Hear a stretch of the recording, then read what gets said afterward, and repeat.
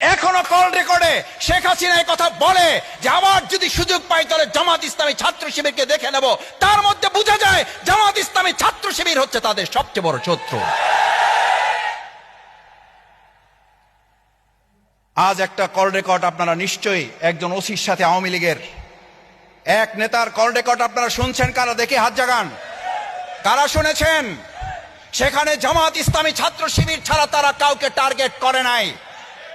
আমি একটা কথা পরিষ্কার বলি, জুলাই আগস্ট আবার আসছে, আমরা ক্রেডিট নেওয়া রাজনীতি করার জন্য বক্তব্য দেব।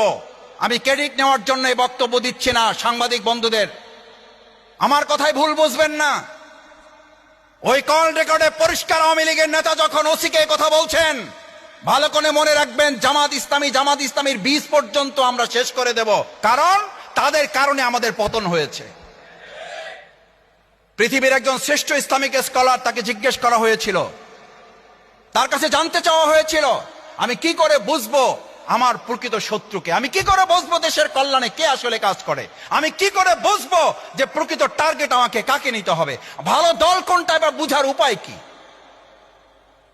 তিনি একটা কথা বলেছিলেন, ভালো দল কোনটা, দেশের প্রয়োজনে মানুষের গণতন্ত্রের জন্য দল কোনটা, আধিপত্যবাদের বিরুদ্ধে লড়াই করে কারা টিকে ছিল দল কোনটা বুঝার উপায় হচ্ছে তুমি তোমার শত্রুর দিকে তাকাও। শত্রু